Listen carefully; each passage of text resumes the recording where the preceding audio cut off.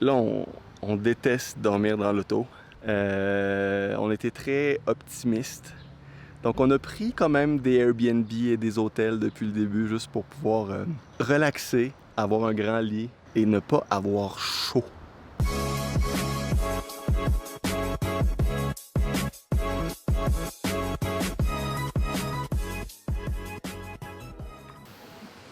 On vient de se lever, on est dans un camping vraiment très creux en Georgie.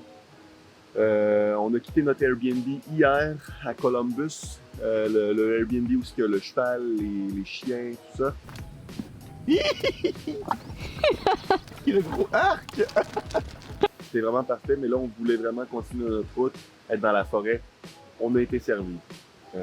C'est vraiment magnifique, mais disons qu'il fait très chaud. Dormir dans l'auto, ça a été vraiment très difficile. Mais se réveiller à côté de ça le matin, ça n'a pas de prix.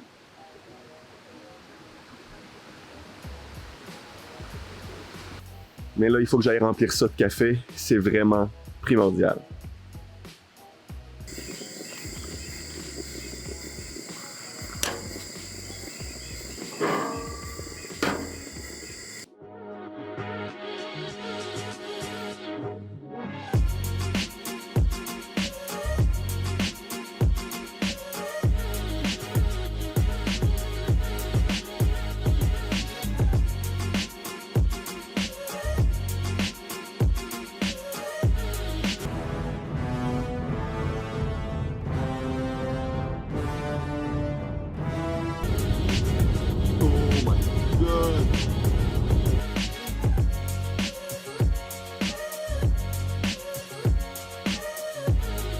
Petite mise à jour, on est dans le désert de Roswell et il y a un lac.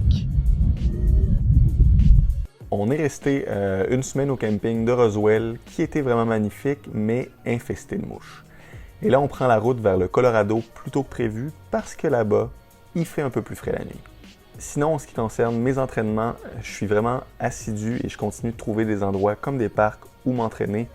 Sauf que j'ai un obstacle principal et c'est au niveau de ma récupération, vu que nos nuits de sommeil durent en moyenne 5 heures.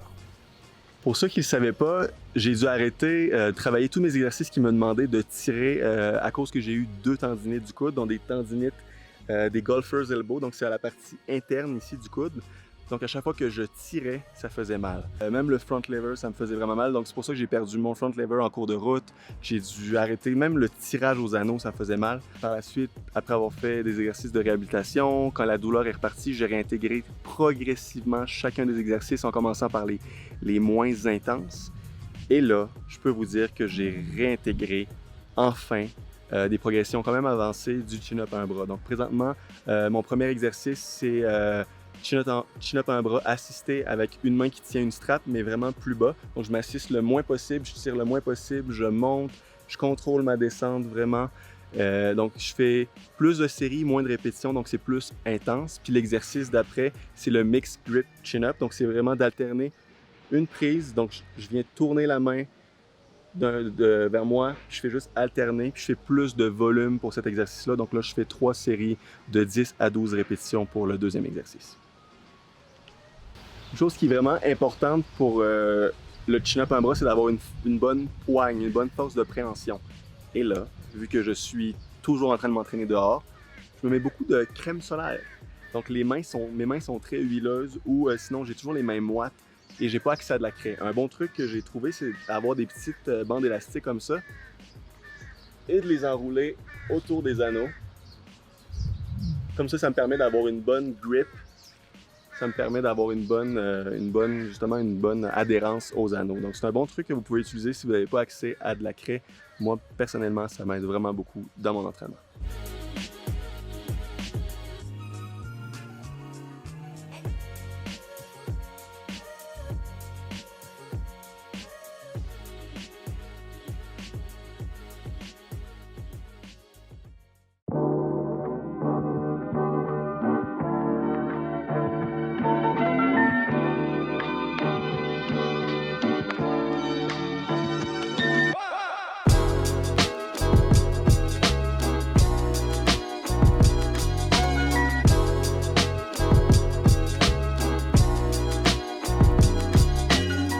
On est maintenant à Denver, au Colorado. C'est une très belle ville, je ne m'attendais pas à ça. C'est vraiment super beau. J'ai essayé de rentrer. Je suis rentré en contact avec Léo Super Saiyan. Si vous ne le suivez pas, allez voir sa page. C'est vraiment un athlète que je suis depuis quelques années. Il est super inspirant. Il a commencé très tard à s'entraîner, à faire d'entraînement au poids du corps. Mais on ne pourra pas se rencontrer, se voir pour faire. Je voulais faire une interview avec lui, une entrevue. Ça ne marchera pas vu que nos horaires, ça ne marche pas ensemble. Donc, ce n'est que partie remise. Mais sinon, on est ici pour en profiter. Cette semaine, je m'entraîne moins. C'est une semaine de récupération. Prochaine destination qu'on fait, c'est Chicago. Et après, on retourne à la maison à Québec.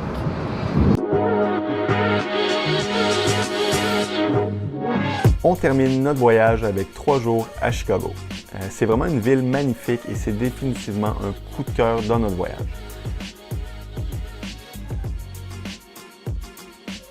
Vu qu'on ne veut plus dormir dans notre auto, on s'est pris 2 nuits dans un bel hôtel au centre-ville. Après ça, on prévoit faire une journée de 18 heures de route pour rentrer au Québec. On a vraiment aimé notre voyage, mais c'était vraiment pas ce à quoi on s'attendait.